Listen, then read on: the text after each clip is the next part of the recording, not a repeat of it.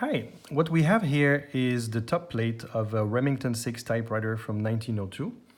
This has been separated from the rest of the machine and other parts have been removed too, such as the spring box and escapement and another part to make the spools move front to back. So we really have a very plain mechanism right now. We have the type bars in the middle, they're not connected, but we have the two spools and all the gears that make this whole thing move. And I'd like to explain how this works. So when the user types on the machine, the spring box will turn and it's connected to that gear. So this is the input of the system, really. Every time you type, it's going to move a little bit, move a little bit, move a little bit, and so on. And this axle, this shaft, I should say, can move laterally like this. And the power from this gear is transmitted to it thanks to that mechanism there, right? So it's not connected directly. So if I make this turn, it's going to make the shaft turn no matter the position towards the left or towards the right. So right now it's towards the left as a starting point and I'm typing. And so this gear is engaged on the left. The gear on the right side is disengaged. And it's making that shaft turn and it's connected to the spool to the left. So it's now winding the ribbon onto the left spool. And it's unwinding on the right side because the ribbon is pulling. And it's pulling so that by pulling it's making the right spool turn. The gears here are not connected right now. Now, when I reach the end of the ribbon and I put a very small ribbon, a very short ribbon, so I could demo this right now. This part here, which is usually held towards the center, towards the center of the axle, is going to be able to going to be freed and is going to be able to fold down. In this case, it's going to fold down towards the top plate. If the machine was actually standing up, it would fold towards the ground. So it's folding, and by folding it's pushing a pin which is inside that shaft and which is coming out right here, and that pin engages in that groove. And now that it's engaged, as I keep turning, the shaft has no other way to go but to be pushed towards the right side. So you can see that happening right now. And as it's pushed toward the right side, it's disengaging the gear here and engaging on the right side. And as soon as it's engaged, like this, as I keep turning, I haven't changed the direction of my movement here. I keep turning the right in the same direction, but this is now engaged right here and it's making the right spool wind the ribbon. And the left spool is now free to go and it's unwinding. And a similar mechanism, well, the pin has now come back inside and this is now held back towards the center. The same thing happens on the left side. So when the ribbon is now completely unwound and right here, it's falling down right here and pushing the pin out, engaging in the groove. And as I turn, the shaft has no other way but to be pulled or pushed towards the left side. So the gear engages again on that side, disengages on that side, and I'm winding on the left ribbon spool again. So I can do it a couple times, right?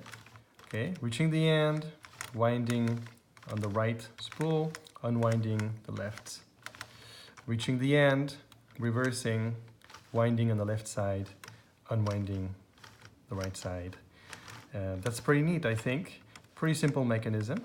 The shaft actually has two stable positions because on the frame there's a sort of spring that keeps it in one position or the other. So when the pins are not engaged, as is the case right now, it has very little risk of being able to be in the middle and just not do anything. So it's going to be really on one side or the other side, but we can't see that part because it's on the frame.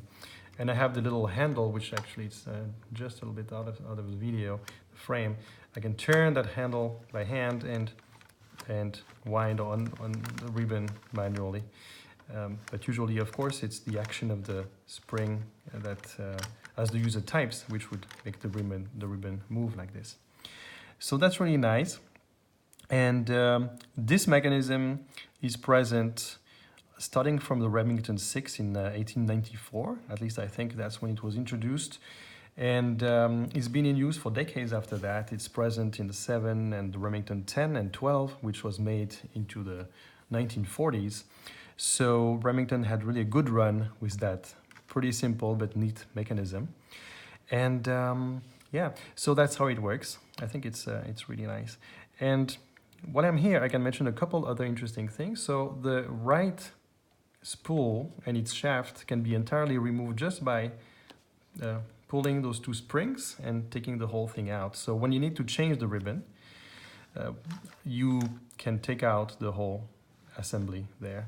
And it makes it easier because with that kind of ribbons, you need to put a pin inside. Here I've used a safety pin, but usually a regular pin to attach the ribbon to a short length of ribbon here that is actually nailed onto the wooden axle of the spool.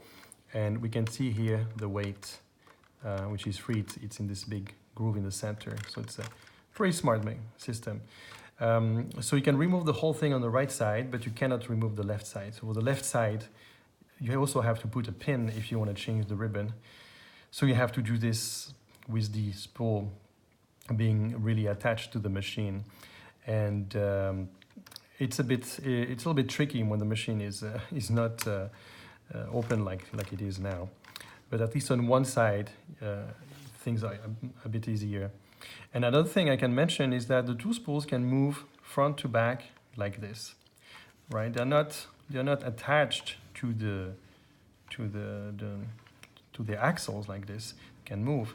And why can they move? Well, there's a mechanism which is missing right now, which I hope to explain at some point, which very, very, very slowly is making this move like this as the user types. And over a course of many pages of text, it's going to move in one direction, from one side to the other. And this allows the system to use more of the ribbon, otherwise only the middle part would be used. And it's a very wide ribbon. It's about 1 inch, and it's more than 1 inch, 1 inch, 1/8, I think. And so it can be used this way. And that's also a really nice thing.